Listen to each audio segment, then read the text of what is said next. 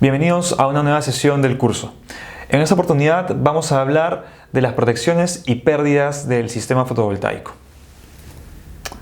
Como objetivo queremos conocer las protecciones eléctricas que se usan en la parte DC y en la parte AC y también conocer las pérdidas eléctricas del sistema. Finalmente vamos a calcular la caída de tensión en conductores eléctricos. Cuando nos referimos a las protecciones eléctricas en DC, vamos a hablar de descargadores de tensiones, de fusibles para las conexiones de los paneles solares, de interruptores de circuito, ya sea de corte o termomagnéticos. Y también es muy importante que el sistema siempre tenga una puesta a tierra operativa. No podemos dejar de considerar gabinetes, recintos o cajas eléctricas correctamente instaladas y aisladas para almacenar estas protecciones. Las protecciones eléctricas en AC vienen a ser los descargadores de sobretensiones, interruptores de circuito, igual ya sea de corte o termomagnéticos, y al igual que para la sección DC, vamos a tener gabinetes, recintos o cajas eléctricas correctamente instaladas y aisladas y una puesta a tierra operativa. Cuando nos referimos a las pérdidas eléctricas del sistema, vamos a hablar de toda la energía que se pierde a lo largo de todo el proceso de generación de la energía y de distribución y de transporte hasta el tablero general de las instalaciones. Comenzamos con las pérdidas por sombras.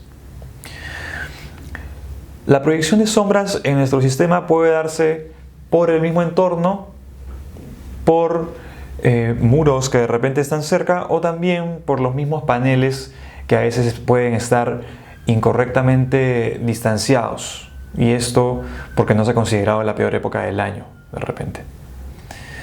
También cuando hablamos de sombras tenemos que considerar el terreno sobre el que está nuestro arreglo fotovoltaico. No es lo mismo, por ejemplo, tener un arreglo en la ciudad de Ica que en la ciudad de Cusco o de Puno, que tienen una geografía mucho más complicada.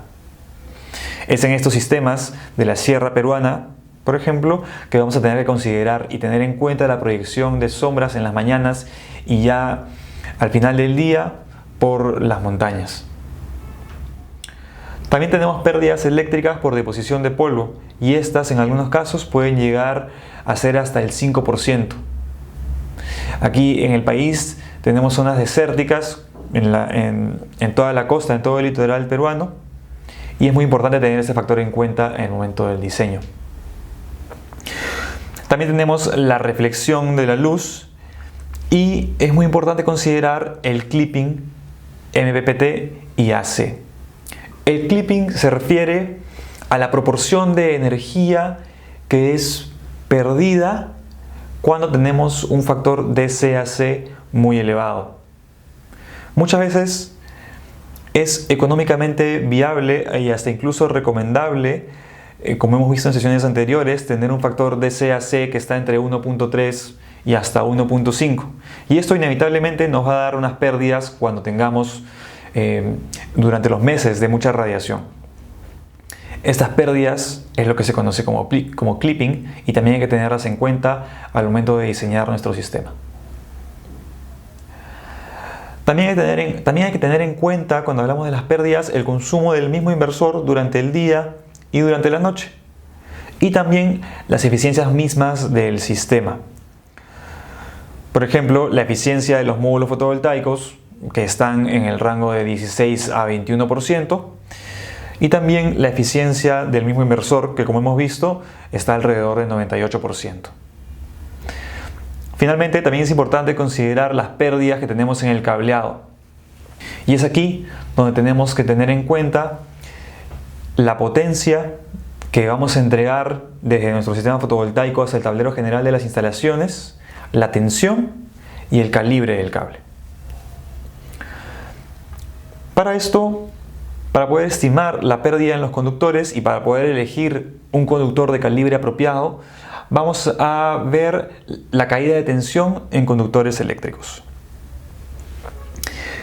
Cuando diseñamos los sistemas, tenemos que tener en cuenta que las pérdidas eléctricas que están dentro de nuestras posibilidades deben ser reducidas al mínimo.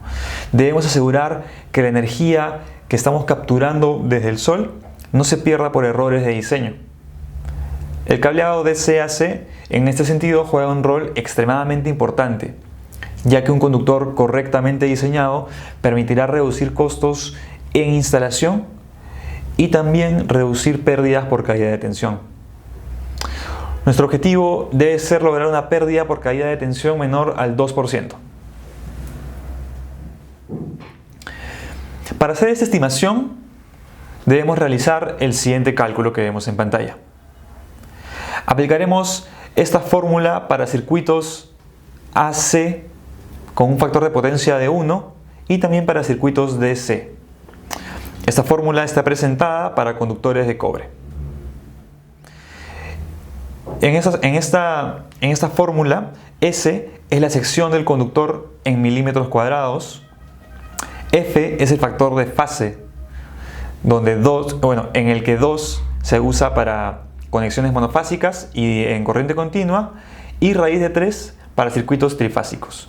L es la longitud de la línea en metros, I es la corriente máxima que pasará por el conductor o cable, delta de V es la caída de tensión máxima admisible en voltios, que recordemos debe ser equivalente como máximo al 2%, y C es la conductividad eléctrica del cobre, que asciende a 52 microsiemens por milímetro cuadrado.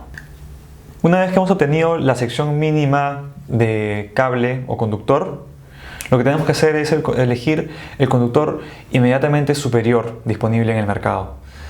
Por ejemplo, si tenemos un resultado de 4.9 milímetros cuadrados, pues usaremos el conductor inmediatamente disponible, que es aproximadamente 5.2 milímetros cuadrados, equivalente a un AWG10. En esta sesión hemos revisado las protecciones eléctricas y hemos visto las pérdidas que hay en un sistema fotovoltaico.